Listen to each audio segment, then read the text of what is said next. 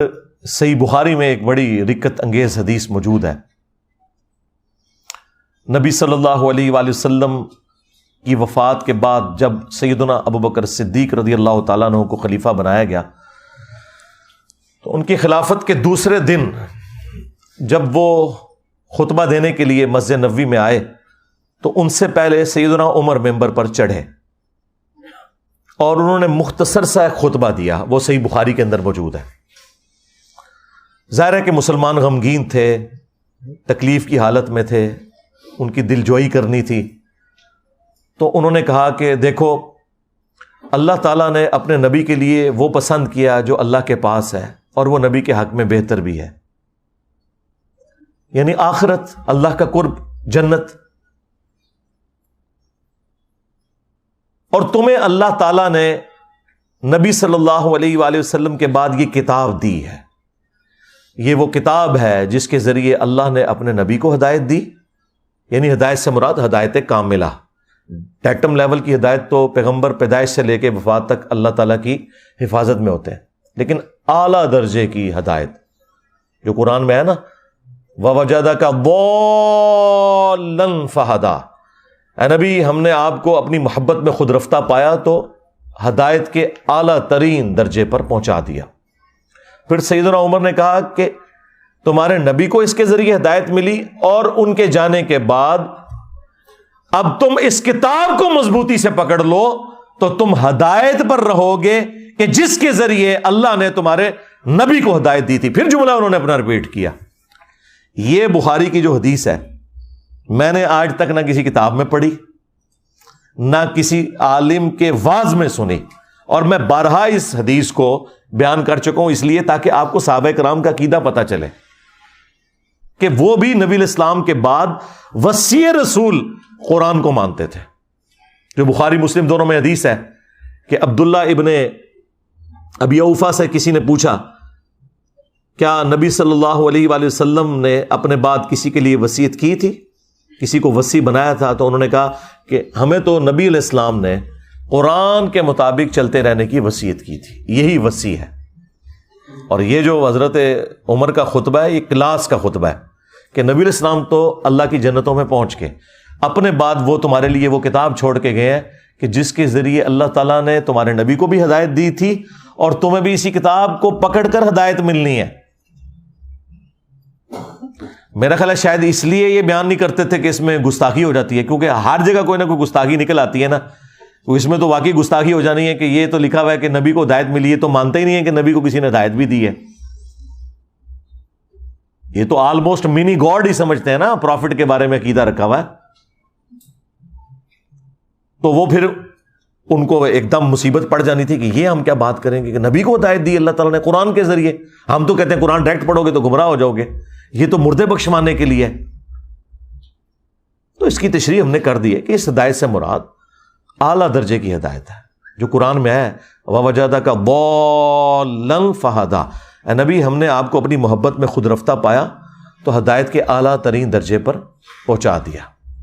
یہاں پہ ضال کا ترجمہ گمراہی نہیں ہے، ضال کے دو معنی ہوتے ہیں، ایک گمراہی اور ایک معنی ہوتا ہے کسی کی محبت میں ڈوب جانا، جس طرح یوسف علیہ السلام کے بھائیوں نے کہا تھا اپنے باپ کے لیے، حالانکہ وہ پیغمبر کے بیٹے تھے، پیغمبر کے صحابہ تھے، کافر نہیں تھے، ان ابانا لفی ضلال مبین، بے شک ہمارے ابا جان تو یوسف کی محبت میں ڈوب چکے ہیں۔ وہاں یہ ترجمہ نہیں ہوگا کہ ہمارے ابا جان گمراہ ہو چکے ہیں، یہ اگر بات کہتے تو کافر ہو جاتے، وہ انہوں نے اپنے باپ کو کہا کہ وہ یوسف کی محبت میں ڈوب چکے ہیں۔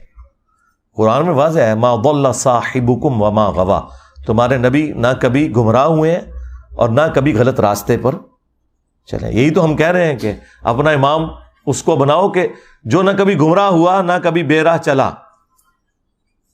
یہ گارنٹی صرف اس شخص کے لیے جس کی قبر مدینے میں ہے صلی اللہ علیہ وآلہ وسلم، جو ہمارے بابا جان ہیں۔ النبی اولا بالمؤمنین من انفسہم وازواجہ امہاتہم، نبی صلی اللہ علیہ وآلہ وسلم مومنین کی جانوں پر ان سے بڑھ کر حق رکھتے ہیں، اور نبی کی بیویاں امت کی مائیں ہیں۔ تو اپنا تعلق رسول اللہ صلی اللہ علیہ وآلہ وسلم کے ساتھ مضبوط کرنا ہے اس کتاب کے ذریعے جو نبی علیہ السلام نے اپنے بعد امت کے لیے چھوڑی ہے۔ میرا خیال ہے یہ جو سویڈن والا واقعہ ہے، اس سے پوری دنیا کے مسلمانوں کو ایک عبرت تو سب کو پکڑنی چاہیے کہ وہ نیت کریں کہ ہم آج ہی قرآن ترجمے سے شروع کریں گے، اور بھلے جس کا مرضی ترجمہ شروع کر لیں، کوئی فرق نہیں پڑتا. اور انشاءاللہ تعالی ہم نہ صرف قرآن کو ترجمے سے پڑھیں گے بلکہ اپنی زندگی میں روٹین بنائیں گے قرآن کو کم از کم 1 رکوع روزانہ پڑھنے کی، اور انشاءاللہ پھر اس کے مطابق عمل بھی کریں گے. اور یوں ہم اپنا پروٹیسٹ ریکارڈ کروائیں گے اسلام کے دشمنوں کے خلاف کہ تم نے قرآن کو آگ لگائی تھی، تو دیکھو ہم قرآن کو پڑھیں گے اور اس کے مطابق عمل کریں گے. یہ ہمارا پریکٹیکل جواب ہوگا. باقی جو گورنمنٹ لیول کے اوپر جواب دینے ہیں وہ تو آپ کا کام بھی نہیں ہے نا، وہ تو OIC کا کام ہے، فارن منسٹری کا کام ہے، وہ اپنی جگہ کریں گے. آپ کے کرنے کا کام یہ ہے کہ آپ نے اب جو یہود و نصارہ کے اندر اسلام دشمن ہے اور جو مسلمانوں کے ممبروں پر جمعے والے دن یہود و نصارہ کے ایجنٹ چڑھے ہوئے اور یہ کہہ رہے ہیں قرآن و حدیث ڈائریکٹ نہیں پڑھنا گمراہ ہو جاؤ گے، ان دونوں کے ساتھ آپ کی جنگ ہے. آپ کو دونوں محاذوں کے اوپر لڑنا ہے یہ انشاءاللہ تعالی، اور قرآن کے مطابق اپنی زندگی گزارنی ہے انشاءاللہ تعالی، تاکہ قیامت والے دن بجائے رسول اللہ صلی اللہ علیہ وآلہ وسلم کی شکایت ہو ہمارے خلاف، نبی صلی اللہ علیہ وآلہ وسلم ہمارے حق میں گواہی دیں اور قرآن ہمارے حق میں گواہی دے کہ انہوں نے قرآن کے مطابق عمل کیا تھا. کتنی رکت انگیز حدیث ہے وہ بخاری مسلم کی حدیث شفاعت، جس میں نبی علیہ السلام شفاعت کریں گے اور آپ اللہ تعالیٰ سے اجازت طلب کریں گے، اللہ تعالیٰ آپ کے لیے تعداد مقرر کرے گا. بخاری مسلم میں آتا ہے کہ جب میں آخری دفعہ جہنم کی طرف جاؤں گا اپنے امتیوں کو جہنم سے نکالنے کے لیے اللہ تعالیٰ کے اذن سے، تو داروغ جہنم سیدنا مالک علیہ السلام کہیں گے کہ یا رسول اللہ اب آپ کا کوئی امتی بھی جہنم میں نہیں ہے سوائے اس شخص کے کہ جسے قرآن نے روک رکھا ہے، اور وہ کبھی بھی اب جنت میں نہیں جا سکے گا جسے قرآن نے روک لیا. یعنی قرآن نے اگر روک لیا کسی کو جنت میں جانے سے تو نبی علیہ السلام اس کی شفاعت نہیں کر سکتے. اور قرآن نے کسے روکا ہے؟ انہ من یشرک باللہ فقد حرم اللہ علیہ الجنہ ومأواہ النار وما للظالمین من انصار. بے شک جس نے اللہ کے ساتھ شرک کیا اللہ نے اس پہ جنت حرام کر دی ہے، اس کا ٹھکانہ جہنم ہے اور وہاں اس کا کوئی مددگار نہیں ہوگا. حتیٰ کہ سید الاولین والآخرین، شفیع المذنبین، رحمت للعالمین، خاتم النبیین، سیدنا و مولانا امام اعظم محمد رسول اللہ صلی اللہ علیہ وآلہ وسلم بھی اس کے کچھ کام نہیں آئیں گے. بخاری مسلم دونوں میں حدیث ہے، اللہ تعالیٰ نے ہر نبی کو ایک مقبول دعا دی تھی جو اس نے دنیا ہی میں کر لی. اسی دعا کی وجہ سے قوم نوح بھی برباد ہوئی، حضرت نوح علیہ السلام نے دنیا میں وہ دعا کر لی. میں نے اپنی دعا سنبھال کے رکھی ہے قیامت کے دن کے لیے، اور میری اس دعا سے میرے ہر امتی کو نفع پہنچے گا سوائے اس شخص کے کہ جس نے دنیا میں کسی قسم کا شرک کیا ہوا. شرک is the most sensitive issue in the sight of Allah. ایک تو آپ کو بڑا شرک نظر آتا ہے نا ایاک نعبد و ایاک نستعین کے حوالے سے، کہ کوئی شخص عبادت میں، سجدے میں، نظر نیاز میں، قربانی میں، دعا میں اللہ کے سوا کسی اور ہستی کو شریک کر دے. وہ اللہ کا پروٹوکول ہے کہ اللہ ہی سے مانگنا ہے. اور ایک وہ شرک جو آپ کی نظروں سے اوجھل ہے لیکن اللہ تعالیٰ نے اسے شرک کی بیان کیا ہے. وَأَقِيمُوا الصَّلَاةَ وَلَا تَكُونُوا مِنَ الْمُشْرِكِينَ.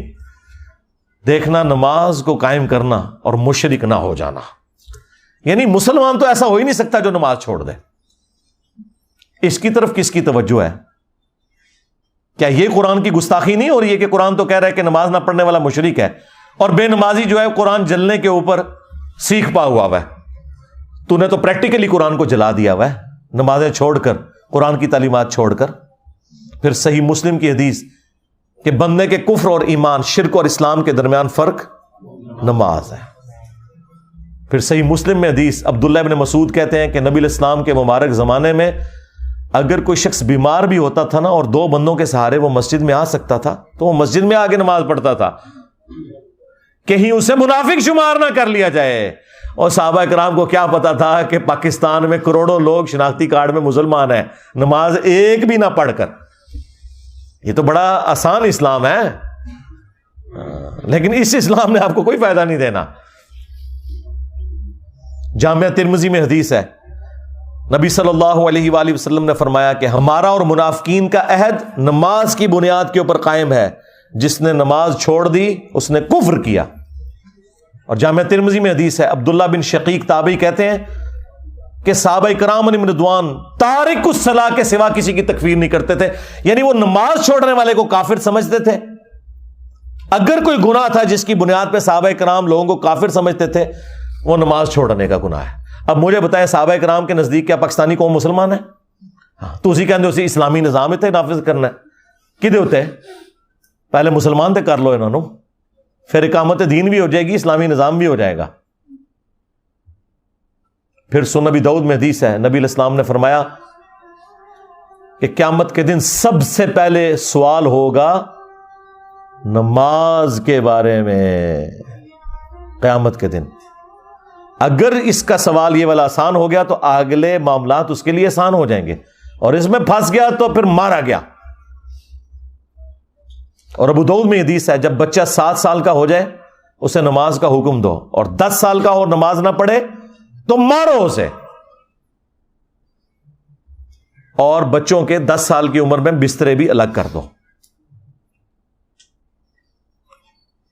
پھر جو مسند احمد کے اندر حدیث ہے کہ نبی علیہ السلام نے فرمایا کہ نمازی کے لیے نماز قیامت کے دن روشن دلیل ہوگی, نور ہوگی, نجات کا ذریعہ ہوگی. اور جس نے نماز چھوڑ دی اس کے لیے نہ تو کوئی دلیل ہے قیامت کے دن اللہ کے حضور بچنے کی, نہ کوئی نجات والا معاملہ ہے. الٹا اس کا حشر قارون, فرعون اور حامان کے ساتھ ہوگا.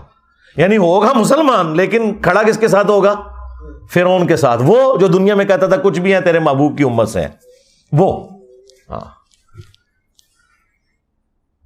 اور ابن ماجہ میں حدیث ہے, صحابی کہتے ہیں نبی علیہ السلام نے مجھے وصیت کی تھی کہ نماز نہ چھوڑنا, اگر تو نے نماز چھوڑ دی تو اللہ کا ذمہ پھر اٹھ گیا تجھ سے, پھر اللہ تعالیٰ نے کوئی گارنٹی نہیں تیری لی ہوئی.